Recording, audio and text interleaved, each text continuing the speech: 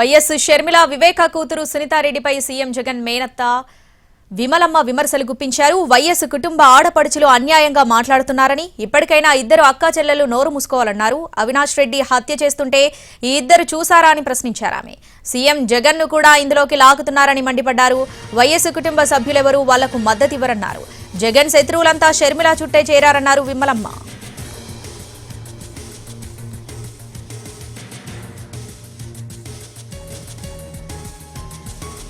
విమలమ్మ కొంగు పట్టుకొని ఓట్స్ అడుగుతుందండి. ఈ పాలిటిక్స్లో సెంటిమెంటు ఈ కొంగులు పట్టుకొని అడగడం వల్ల గెలవగలిగితే మరి లీడర్షిప్ క్వాలిటీ ఎక్కడుందండి? అక్కడ మాటకు ముందు వైఎస్ రాజశేఖర రెడ్డి కుమార్తెనో అంటుంది.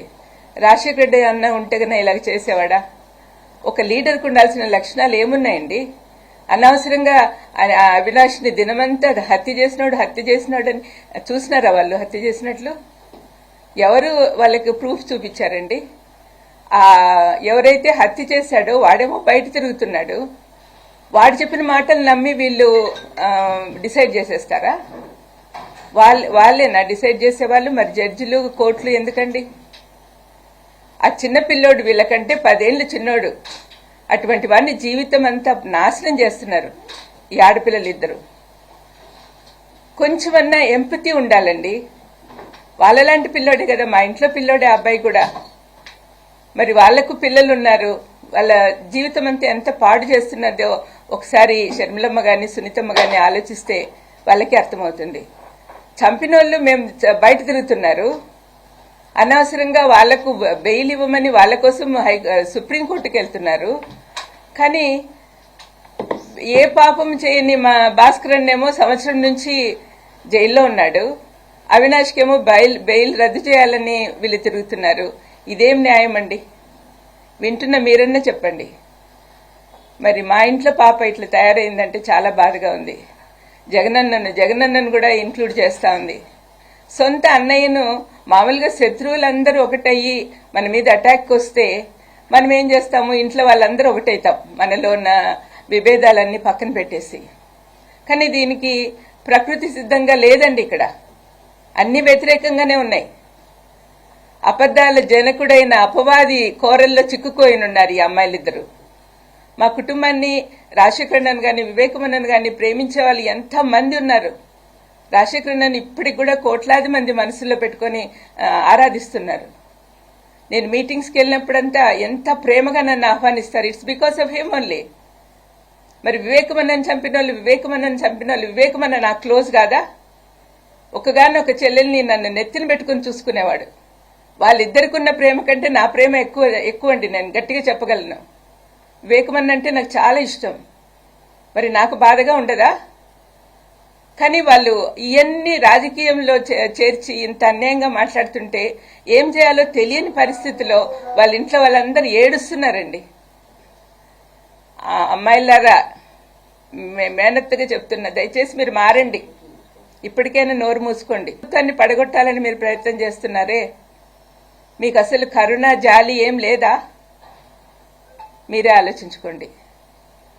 కానీ మీరు చేసేది మాత్రం చాలా తప్పమ్మా. షర్మిలమ్మ, సునీతమ్మ, I'm very unhappy about it. And all our relatives, మన బంధువులందరూ కూడా మీరు అనుకుంటున్నారేమో మీకు సపోర్ట్ చేస్తారని. Just because you are Rajasekhara Reddy's daughter, it doesn't mean that you are doing whatever you are doing. మీరు చేసేదంతా కరెక్ట్ అని అనుకోవద్దుమా. ఆయన పేరు చెప్పుకొని తిరుగుతూ ఆయనకు అవమానకరంగా బిహేవ్ చేస్తున్నావు. నువ్వు చేసే పనులు ఏమైనా అన్న సంతోషంగా చూస్తున్నాడు అనుకుంటున్నావా? ప్రతిదీ ఆయన శత్రువులందరినీ చుట్టూ చేరారు, వాళ్లతో ఏకమైపోయావు. రాజశేఖరన్ ఉన్నప్పుడు ఎంతమంది కష్టపెట్టారో వాళ్ళందరూ కూడా నీతో ఉన్నారుమా. ఒకసారి ఆలోచించు. ఏమో నీకు నీ కళ్ళు నీ చెవులు అన్ని మూసుకుపోయినాయేమో అనిపిస్తోంది. పులివెందుల్లో కడపలో జరుగుతున్న ఎంత డెవలప్మెంట్ నీకు కనపడడం లేదా? ఆనాడు రాజశేఖరన్ పనిచేస్తున్నప్పుడు రాష్ట్రమంతా తిరుగుతుంటే వివేకమన్న పులివెందుల్లో ఉండి చూసుకునేవాడు. మరి ఏదో తప్పు మార్గంలో వెళ్ళాడు, కాంగ్రెస్ కు సపోర్ట్ చేస్తూ ఎనిమి అయిపోయినాడు. ఆ రోజు నుంచి తనకు జగన్ కు ఒక సపోర్ట్ కావాలి కదా. అందుకని యవనస్తుడైన అవినాష్ను పెట్టుకున్నాడు. అవినాష్ ఏ లోటు లేకుండా గత 5 సంవత్సరాలు ఎంత పని చేసినాడో మీరందరూ చూసినారు. అవన్నీ ఎందుకు ఆలోచించటం లేదు మీరు? ఒక్కసారి ఆలోచించమ్మా దయచేసి. ఇద్దరు కూర్చొని మాట్లాడుకోండి. మీరు చేసే పనులు కరెక్ట్గా ఉన్నాయా లేదా, ప్రజలకి ఎంత హామ్ చేస్తున్నారో ఒకసారి ఆలోచించండి. మీకు అసలు ప్రజల మీద ప్రేమ ఉందా? మీ నాన్నకున్న ప్రేమలో కనీసం ఒక 100వ వంతన్నా ఉందా మీకు? జగన్ ఈ మధ్య ఇప్పుడు చూపిస్తున్న ప్రేమలో మీకు ఏమన్నా ఉందా? అసలు నిస్వార్థంగా పనిచేస్తున్నాడే ఆ బిడ్డను పాడు చేయాలని మీరు చూస్తున్నారు. మీరు ఎన్ని మాటలు అంటున్నా కూడా అవినాష్ ఒక్కసారి నోట్లో నుంచి మాట అనలేదు మీకు అగేన్స్ట్ గా. పైపెచ్చు నాతో అంటున్నాడు, అక్కోళ్ళ కోసం నేను ప్రార్థన చేస్తున్నాను అత్త అని. మరి అటువంటి బిడ్డను మీరు ఇంతగా అన్యాయంగా సాధిస్తున్నారే, ఏం బాగుకుంటారండి? మీ చుట్టూ ఉన్న వాళ్ళందరూ కూడా మిమ్మల్ని నాశనం చేయడానికి ప్రయత్నం చేస్తున్నారు. ఆ ఊబిలోకి పోవద్దండి. శత్రువులందరూ ఏకమైనారు, జాగ్రత్త. మీరు నాశనం అయిపోతారు. ఈ ఆస్తుల గొడవ అంటారా, మీకు అందరికీ తెలిసిందే. ఈడీలో ఉంది, ఈడీ నుంచి రిలీజ్ అవుతానే ఇస్తానని చెప్పాడు జగన్. అందరికీ తెలిసిన విషయమే కదా. మరి ఎందుకు అంత కోపం పెంచుకుంటా ఉందో తెలియదు.